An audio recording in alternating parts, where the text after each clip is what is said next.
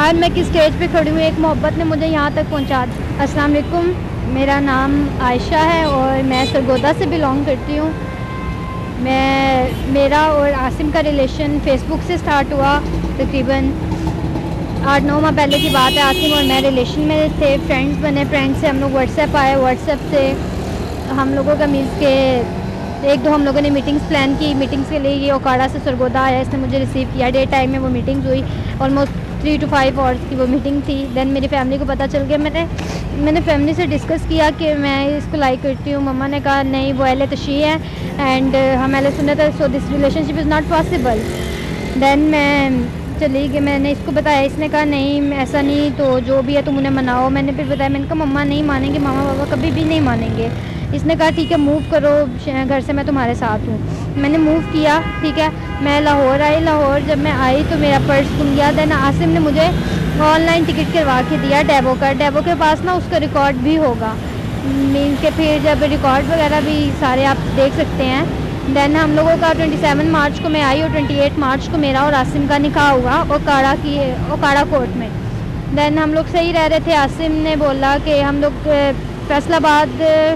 Faisalabad road Okara पर हम लोगों ने फ़्लैट लिया हुआ था, वहाँ पे हम लोग रह रहे थे। तो एक दिन इसका बड़ा भाई एजाज़ नकवी है, जो कि यूनिवर्सिटी UCP का स्टूडेंट है, वो आया मेरे पास। आप पिक्चर्स भी उसकी स्क्रीन पर देख सकते हैं। वो भी साजिश में पूरा इन्वॉल्व है। तो उसने यही कहा कि आप घर चले जाओ, मेरे आगे हाथ जोड़ने लग गया, आप घर चले जाओ, हम आपकी ईद के 5 दिन बाद प्रॉपर बारात लेके आएंगे। तो मतलब ये लोग मुझे घर छोड़ आए। मेरे पास तब मोबाइल नहीं था, इन्होंने मुझसे मेरा मोबाइल ले लिया था।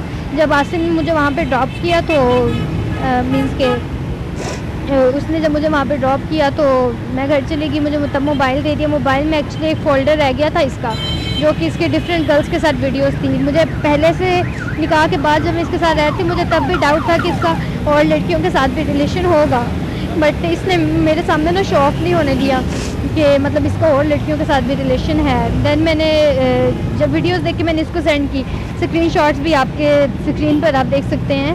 तो इसने कहा कि ये तो मैंने किसी और के पास रखवाई हुई थी, ये तुम्हारे पास कैसे आ गई, सो दिस वन। देन मैंने ईद के 5वें दिन जब मैंने इससे पूछा, मैंने कहा आसिम क्या तुमने सोचा है कब आना है? तुमने यहाँ पे मुझे रोज़ टॉन्ट करते हैं, मुझे रूम में लॉक कर दिया था ये कह के कि अगर वो बारात लेके आते हैं तो ठीक है, अगर नहीं तो फिर अगर वो ऐसा कुछ सीन करते तो हम तुम्हें एक्सेप्ट नहीं करेंगे, हमारी भी आखिर एक इज़्ज़त है। तो मतलब फिर वहाँ से उन्होंने मुझे कर दिया रूम लॉक। मैंने इसको भाई को बताया, मैंने एजाज़ को भी कॉल की, मैंने कहा एजाज़ ये सीन है। एजाज़ ने कहा कोई बात नहीं, बर्दाश्त करो, ये करो वो करो। लेकिन फिर जब मेरी बात हुई, आसिम को इन्होंने घर से भगा दिया और कहा कि वो खुद भाग गया, वो तुम्हारे साथ नहीं रहना चाहता। आसिम ने ना उसकी एक गर्लफ्रेंड है, इस्लामाबाद होती है वो, ज़ैनब नाम है उसका, उसके पास गया। F11 में इन्होंने रूम लिया, वहाँ पे ये लोग इन्होंने स्टे किया हुआ था। तो उसने मुझे कॉल करके गालियाँ वगैरह निकाली। मैंने आसिम को गुस्से में आके ब्लॉक कर दिया। तो आसिम ने आगे से कहा कि नहीं, मैंने इसको कहा, मैंने कहा आसिम मुझे अनब्लॉक करो। मैंने इसे टिकटॉक पर मैसेज किया, जो कि स्क्रीनशॉट स्क्रीन पर शो हो रहे होंगे। तो आसिम को मैंने बोला, आसिम ने कहा नहीं मैंने डिवोर्स दे दी है, मैं तेरे से सिंसियर ही नहीं था, चल निकल यहाँ से, मेरा तेरा कोई सीन पॉसिबल नहीं है, ऐसी बातें करने लग गया। फिर जब मैंने ये सब देखा तो मैंने घर में किसी को फ़िलहाल नहीं बताया, क्योंकि आसिम चाहता था मैं खुद अपनी फैमिली को बताऊं, बट मैं उन्हें कैसे अपने मुंह से ही बोल के बताऊं कि मैंने जिसके लिए उन्हें छोड़ा है उसने यार मुझे यहाँ पे लाके छोड़ दिया। तो मैंने नहीं बताया, मैं घर से चली गई उनके घर की। मैंने सारी उसकी मम्मा से डिस्कस की। उसकी मम्मा भी, मुझे नहीं लगता कि वो औरत हैं और उन्हें एक लड़की की इज़्ज़त का पता है। सारी वो फैमिली एक जैसी, सारे मिले हुए थे, उन सब ने आगे से मेरी इंसल्ट शुरू कर दी। इंसल्टेड करके उन्होंने मुझे घर से निकाल दिया, नहीं माने मेरी बात, ना उन्होंने मुझे एक्सेप्ट किया और कहा कि आसिम घर से भागा हुआ है। मैं नहीं पता, लेकिन असल में इन्होंने खुद उसे भगाया हुआ था घर से। फिर ऐसा हुआ कि मैंने आसिम से कांटेक्ट किया। मैंने कहा आसिम मैं सड़कों पे हूँ। कहता तुम लॉयर के पास चली जाओ, ये कर लो वो कर लो, मैं तुम्हें साथ नहीं रख सकता, ऐसी बातें करने लग गया। आसिम कहता है कि मैं अपनी फैमिली के प्रेशर में आके मीन्स के ना मैंने तुम्हें छोड़ा है, लेकिन असल में ऐसा नहीं है। उसने फैमिली के प्रेशर में आके उन्हें नहीं छोड़ा, वो सारे आपस में मिले हुए थे, ये इनकी एक प्रॉपर प्लानिंग थी। जब मैं आसिम लोगों के घर गई हूँ, मैंने उसकी मम्मा से डिस्कस किया है, तो उसकी सिस्टर भी घर थी, उसके भाई भी घर थे।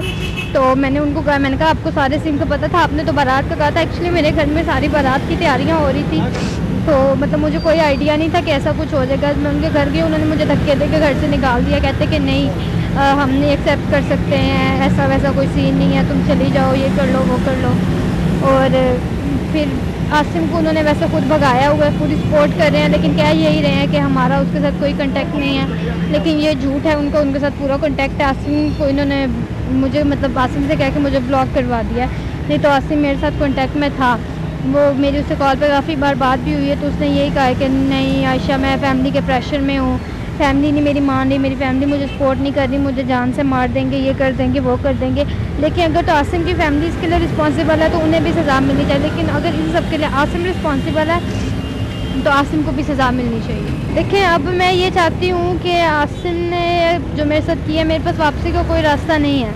और रही बात कि मैं दोबारा लाइफ में आगे बढ़ जाऊँ, तो जो मेरे साथ इस एज में हो चुके, मैं लाइफ में कभी भी आगे बढ़ने का सोच नहीं सकती, क्योंकि दूध का चला छाछ में फूंक फूंक के पीता है। आसिम ने जो मेरे साथ किया है, उसके बाद मैं किसी मर्द पर ट्रस्ट कर ही नहीं सकती, करने का सोच भी नहीं सकती। फैमिली के पास वापस जाने का भी ऑप्शन नहीं है मेरे पास।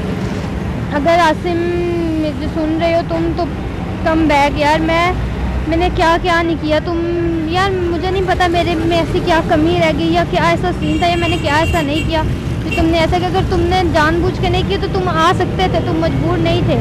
लेकिन अगर नहीं, तुमने जानबूझ के, तुमने मेरे साथ, मेरी इज्जत के साथ, मेरी ज़िंदगी के साथ सिर्फ खेला है, तो मैं तुम्हें सज़ा ज़रूर दिलवाऊंगी। और मैं तुम्हें सज़ा दिलवाने के लिए हर हद तक जाऊंगी, क्योंकि मेरे पास अब खोने के लिए कुछ भी नहीं है, लेकिन तुम्हारे पास खोने के लिए अभी बहुत कुछ है, क्योंकि तुम्हारी फैमिली अभी तुम्हें सपोर्ट कर रही है। अगर मेरी फैमिली भी मुझे एक्सेप्ट करना चाहे, क्योंकि पेरेंट्स के दिल बहुत नरम होते हैं, उनके दिल में अपने बच्चों के लिए बहुत प्यार होता है, लेकिन मैं उनके पास वापस भी नहीं जा सकती पर्सनली, क्योंकि मेरी बाकी फैमिली, मामू वगैरह, वो लोग मामा बाबा को लीव कर देंगे, फैमिली से आउट कर देंगे, जिसकी वजह से मेरा तो फ्यूचर स्पॉइल हुआ है, लेकिन मेरी सिस्टर्स का भी स्पॉइल हो जाएगा, जो कि मैं नहीं कर सकती। मैं बस आई डोंट नो बट कैसे मैं लाइफ में सर्वाइव कर जाऊँ। स्टार्टिंग डेज तो मैंने सड़कों पे गुजारे, फिर मेरे पास कुछ भी नहीं है ना था।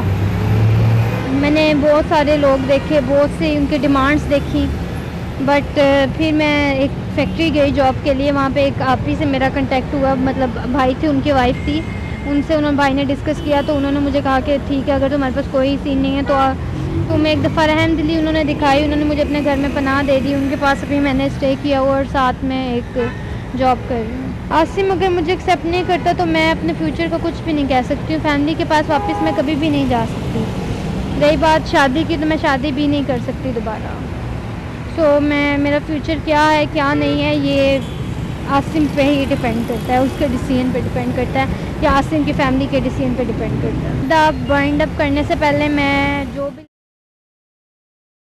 लड़कियां मुझे सुन रही हैं, देख रही हैं, मेरा उनके लिए एक ही हाथ जोड़ के मेरी उनके लिए मैसेज है कि यार अपने पेरेंट्स की लाइफ, पेरेंट्स आप लोगों को यार इतने प्यार से उन्होंने पाला होता है, इतना उन्होंने आपको यहाँ तक पहुँचाया होता है, आप क्यों एक नामहरम की मोहब्बत के लिए यहाँ तक पहुँच जाते हैं। मुझे देखें, मेरी सिचुएशन देखें, आज मैं किस स्टेज पे खड़ी हूँ, एक मोहब्बत ने मुझे यहाँ तक पहुँचा दी है। जो लोग मुझे सुन रहे हैं, काइंडली अपने पेरेंट्स की जो है लाइफ, उनको इबरत का निशान ना बनाए, ना खुद को इबरत का निशान बनाए, अपनी लाइफ में सर्वाइव करें। पेरेंट्स अपनी औलाद के लिए जो भी सोचते हैं वो बेहतर नहीं बेहतरीन होता है, इसी में ही आपकी भी भलाई है और आपकी दुनिया और आखिरत की भी इसी में ही भलाई है।